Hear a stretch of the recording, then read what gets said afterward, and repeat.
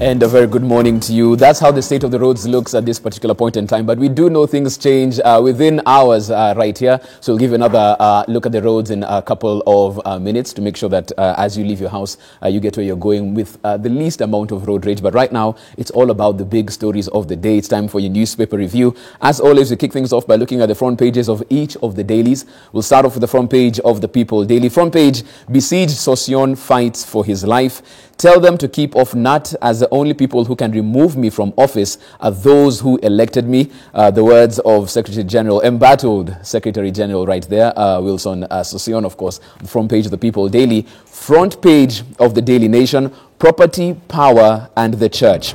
Questions over the multi-million shilling assets of the National Council of Churches of Kenya are likely to influence members' decisions during the organization's meeting today. Lots have been said concerning this particular issue. And of course, the Daily Nation goes on to talk about the immense wealth that has put this particular meeting at play and what it actually portends for the council moving forward. That's a story that we'll be looking at, of course, as they say, a stalemate, as some clerics say they will resort to court if indeed they don't get the verdict they want from this particular meeting. And that's a story that you can get as well in your copy of your Daily Nation. We move on now to the Standard. Front page of the Standard, 10 governors hunted in a 6 billion shilling tax probe. KRA is pursuing county chiefs accused of not paying taxes on their thriving businesses and failing to remit payee deducted from county employees. That's a story that the Standard is leading with right there. And as we look at the Star, front page of the Star, taking matters, relationships and family. Linturi was both cruel and romantic. According to once love-struck Kitani, the marriage was sealed by chewing a bunch of miraa made in the shape of a manhood. What a title and what a headline to go with, and as far as the Star is concerned. And finally, we look at the front page of the Business Daily. How ARM heirs plan to hive off 1.6 billion shilling unit failed. The details of that, of course, found in your copy of the Business Daily. And those are the big stories we're looking at today. So feel free, as always, to get your say as well at K24 TV. You can also SMS us on 21222 as far as the big stories are concerned this morning. Once again, I have my panel in place. Ken Bosire of the PD, Karibu Sana.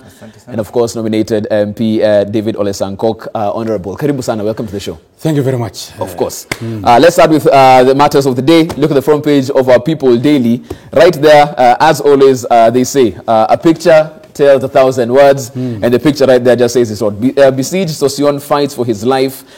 2 press conferences held yesterday, one by Kupet and one by the Secretary General himself. Kupet urging teachers to move to their union, because if you don't want your CBA, if you want to be part of the CBA and get all the benefits that come with it, they say the only place that will happen is in Kupet.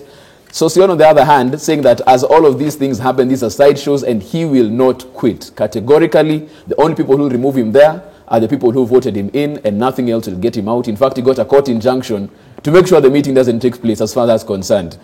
Let's start with the man who made sure this made it to the front page, Bwana Bosire. How does this end as far as Sosyon is concerned? Because some people say his days are numbered.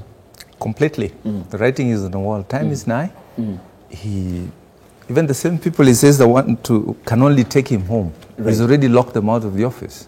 He should lend himself to those people and say this is it. But having said about Sosyon, I think he became his own worst enemy. Right. He was the architect of his own downfall. Right. First, the way he changed the succession circuit at the top level of KNUT. It used to be something that was rotational. He changed it. 2, the last election, he locked out a section of Kenya throughout of the national officials. And then he tried to play politics. And of course, new unionism means that you negotiate. Right. Old brand, bare-chested unionism ended. We talk. We go to the table and talk. Right. So there are issues that needed to be done. And you see he's a guy against the corner. Right. And his time is up. Right. His time is up. The best thing he can do, say, let me go back as a gentleman and as a Democrat. Let me lend myself to the people to decide. Let the people decide. Honorable Ole Sankok, he's a nominated MP as yourself. And some people say his nomination and getting into the House was what led to where we are right now. Had he not become a nominated MP, we wouldn't have all of this going on. What's your take on this? You know, I don't want to talk so much about this issue because, first of all, I was also the chairman, National Council for Persons with Disability, right, which I did voluntarily retire. Right. At a record age of 38. Since I knew very well that there are so many Kenyans who can serve in the same capacity. So you found yourself and in the same it will be very predicament. difficult for me to be the chairman of National Council for Persons with Disability and to be a politician at the same time, because then there will be conflict of interest. Right. Because politics have some political annihilation. Right. There is also some political patronage, which of course when you go now to probably the National Council for Persons with Disability, it is supposed to have all persons with disabilities, irrespective of their political alienation. Right. But coming to Sosion, it is true that it is only the delegates who will remove him. But when we have politics now playing into unions, it is really very risky for this country. If then we allow politics to play into our unions. Because what will happen again, when teachers are in problem and they want to demand for their rights, then politics come in, TSC come in, the government come in, and I'm twist. So I only hope that it's not the government and it is not TSC. I'm twisting, not people to defect to KNUT, and KNUT being used as a bait.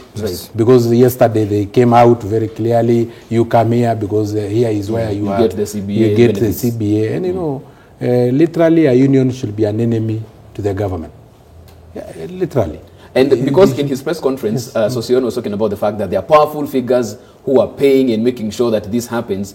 Do you believe what I you're also saying? smell the rat. You believe that statement? Let be the people who will decide, not the government, and not through I'm twisting. Because where did TSC come in refusing to deduct the normal deduction of NAT? Why should it do that? Why should we twist our own fellows? Let them go do their election properly, and I also not support Sosion by going to court and refusing a delegate conference. Let them come to the delegate conference, let them make their own decision, decide their own leader. But Sosion is right, because from the writing is on the wall. If deduction are not deducted in 2 months, it's gone. You know, it's and this is the third month. The August pay slips are out, and they haven't remitted for this month as well. So it's around 280 million. Yeah, and that is conmanship done by TSC. It is not allowed. It should not be allowed in our unions, because unions are supposed to fight for the rights of the workers. Which whoever is infringing is actually that TSC, for instance, in the case of teachers. So who will fight for them? If again you will be told, you'll only get your remittance if you dance to our tune. Yes. And so, it's interesting. So, KNUT, please, just apply for jobs in TSC, be part of TSC. And even as you say that, because we're looking at that, and as you said, there's a court injunction that prevents the meeting from taking place. But some members from the NEC still saying they will still go on with their meeting, because as far as the NAT constitution is concerned, as long as 4 members have requested for this particular meeting, it still goes on. They say they have 8 members who have since done that. So it's all systems go as far as NAT is concerned. I think the whole thing is about the impunity that we have in this country. With the thing that I have not received a court order, it is in public domain. But having said, like Mheshimiwa said, you smell a powerful government hand. And the TSC has been in all of this. And the politics of this began right from the rejection of CBC, which is one of the key pillars that they want to roll out. The day that conflict started building up, then the politics set in. Sosion is a target here by some powerful forces, and the teacher who is going to is getting hurt in the process of this is becoming the grass. The 2 elephants are fighting, and the grass is the teacher here. KNUT is trying to reap from the misfortunes of Sosion, and it's not right. I don't think it's fair that they do that. They should be on one side. Like he said, the union thing, once you've earned your keep, your salary, you cannot deny me that salary. So TSC should, as a professional employer, should make sure that the welfare of the teachers is also taken. It should not be sucked into the politics of Sosion versus other dark forces. And of course, that's a lead story in the And my message to Sosion, just take a clue from me. I was a chairman National Council for Persons with Disability. And what did you do, Honorable Sankok? I retired voluntarily because I cannot. You know, some of these things are just common sense. Yeah, how can you be the chairman of National Council for Persons with Disability at the same time as a nominated member of parliament through Jubilee? Right. And you know, person with disability belong to all parties, including this Punguza Mzigo thing, or what do you call that party? That do Alliance. They belong to all of them. So I should serve them equally. But if then I am Jubilee Party nominated MP, just like Socio now, ODM nominated MP, yet you want to continue with NUT. How? Okay, and as he says, even as you implore him to leave, he said he will not quit. The only people who will take him out of that particular position are the people who elected him there. That is true. And we'll see how this particular case plays out. We'll see if the meeting will even take place today, as they said. I will now move on to page 8 of the People Daily. On page 8, Jubilee Party to interview Kibra hopefuls. What was thought to be a nomination will now, the secret ballot will not happen. Instead, they will have interviews, and as I said, very intense interviews with the aspirants right there. And they had to set the record straight. As you can see, there's a picture of Jubilee Party Secretary General Raphael Tuju with other officials at a past press conference. The reason we're doing this is because there's been a lot of miscommunication, so to say. At one point, the story was that there were 2 lists that have been given to the IEBC, and they didn't know which nominations they should look at that particular point in time. And even in terms of who we're supposed to listen to. Let me correct you. Party. It is not the issue of miscommunication. It is the issue of you media creating your own stories. And you know, if the whole media, a professional media house like what we have, the big medias in this country, if they buy to the ideas of bloggers, bloggers can blog anything, they can forge anything, but it is up to you to consult with the party leadership, the party hierarchy, the Secretary General, the party leader who is Uhuru Muigai Kenyatta, the deputy party leader who is William Samoei Arap Ruto. Okay, well, Sankok saying that it's the media that actually went with this. We have the media right here, Sankok. Let them talk about it because it was on the front page of the media. I think Jubilee has to be honest. Meshmi has to be honest that within Jubilee itself, there are people reading from different scripts. Out here to the public, they want to tell us that they're one and the same thing. It's not the true. Because you can't have a contradiction, statements going out and all signed from one place. And the thing is, Jubilee has to face the reality. That there are differences in what they approach to certain issues. And they deal with it without pointing fingers at anybody else. Because we didn't create the thing. We know the Secretariat speaks. But this would have been something that would have happened the first day without sending all. First of all, they should have come out and said, this is it. Jubilee has its own issues, like any other party in this country, because of interests, and with the other bigger picture of who, the personality thing in parties. They don't run on ideology. They run on my region, my interests, and everything else. We are not creating anything. And that's why Sankok, I mean, even as you say, it's a media's problem. Is Jubilee intact? It seems like the rifts are showing through such stories. You know, my brother here is saying that we should be honest. I want to assure to my brother that honesty is my second name. And that we are very honest as a party. As a party. Yes. That we have no rift at all. It is the creation of the media. Just like any other house, there are bound to be some naughty boys, some naughty girls here and there. But that does not say that the house is divided or the house is looking for a divorce like that one of Linturi. Ours is that we are still intact as a political party with only one commander. And that is Uhuru Muigai Kenyatta. And when he say left, we go left. When he say right, we go right. But Uhuru Muigai Kenyatta have said, let us not politic in this country. Let us go for development. Tufanye maendeleo kwanza. And that is exactly what all members of parliament are doing from even as we say that, as a public watch what happens in various rallies, we have a Jubilee party that within the Jubilee party has 2 factions as well. We talk about the Tanga Tanga and the Kieleweke. Both of them coming from the same party, both espousing different ideologies. How unified is this party? Who created Tanga Tanga? Uhuru said, wacheni kutangatanga, kufanya maendeleo. And then the media rushed and have a tangatanga outfit. Another lost ship from Jubilee, who is actually not even lost. He was lost from ODM.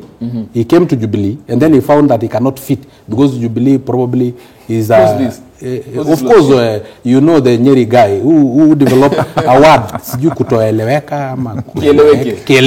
that thing. And then the media just immediately say that is another movement of one simple naughty boy within Jubilee, whom ourselves we have decided that we will tolerate and stay with him. And let me tell you, in 2022, and mark my words, and play this one again after 2022, Kenyans will be shocked. Uhuru Muigai Kenyatta will be the chief campaigner of William Samoei Arap Ruto, who will fight to retain the presidency through whoever will win the nomination. The beauty of the media is the fact that that is on tape. That is on record. That's on tape. Yes. And the good thing is, the naughtiness, that naughtiness is what you need to deal with. That naughtiness, because it's a reality. That naughtiness is it. But do not live in denial. I granted that your position, that you want to defend Jubilee, but the thing is, that naughtiness is exactly what is coming, playing itself out. Bosire, what you are insinuating by dealing with naughtiness is, of course, those errors of Moi.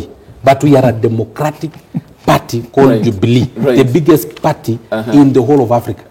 The party that have the face of Kenya. You know, it's only Jubilee. In the whole of Africa? Of course, the best party in the whole of Africa, the biggest in the whole of Africa. Because you cannot have in Africa a party that have the face of the whole country.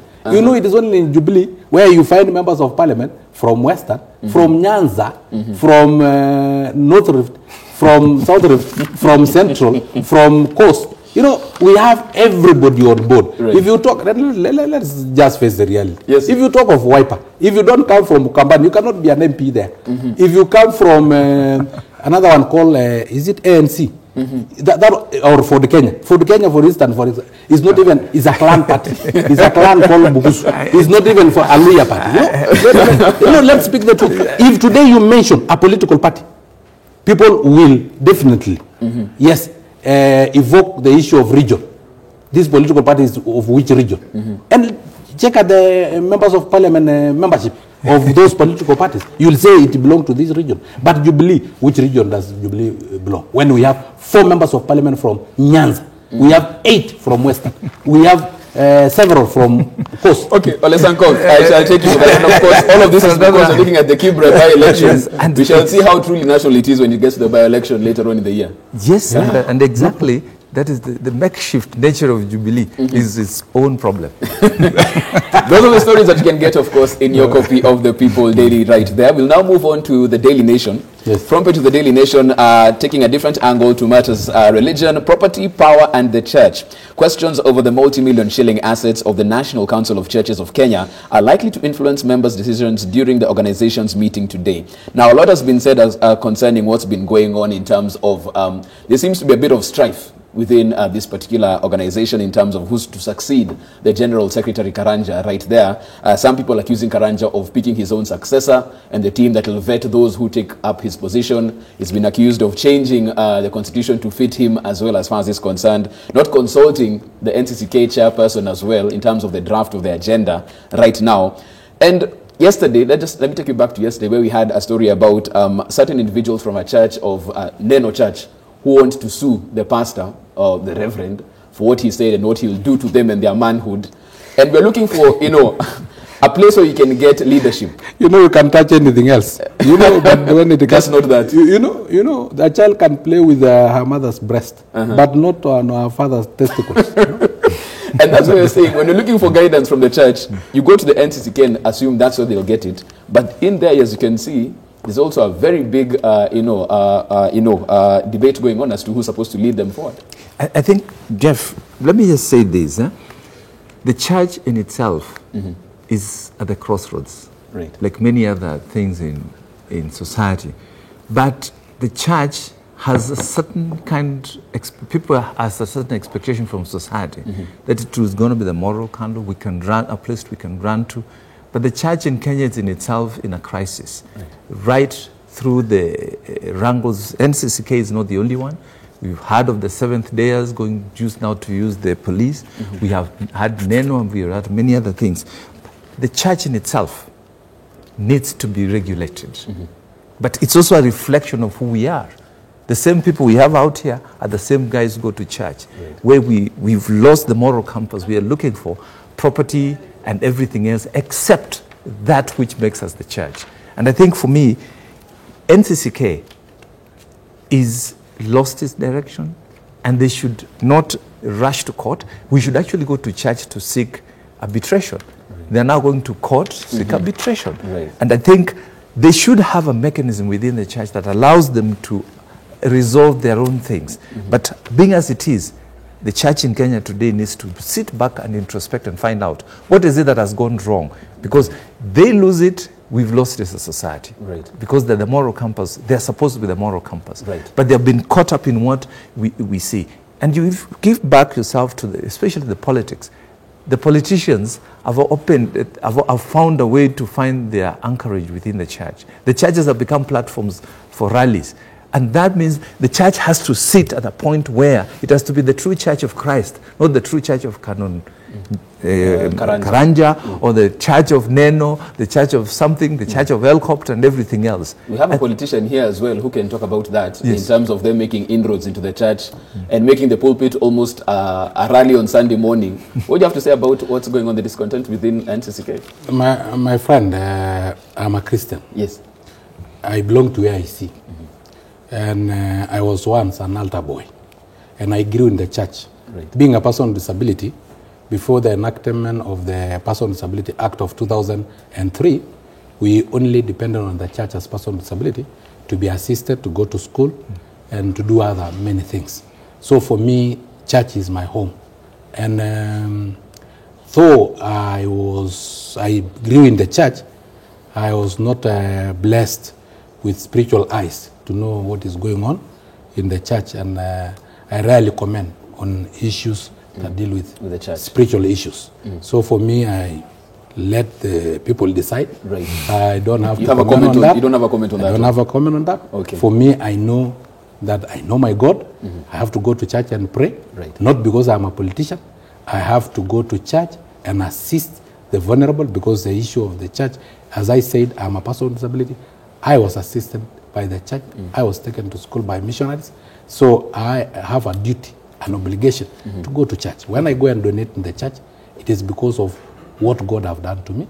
And I don't know, and I will not try to follow up what they will do with the money. Okay. But what they are supposed to do with the money, the church is supposed to take care of the vulnerable members of our society, and also to make sure that they spread the gospel. And in the spread of the gospel, I can decide to donate money so that they buy a car, so that they can now reach to all corners. Okay, we'll take a short break on that particular point, Honorable Sankok, right there. The debate continues, of course, as we look at the big stories of the day. Have your say as well on your views as far as the news is concerned. Get us at K24 TV. We take a short break. We're back with plenty more right here in your newspaper review.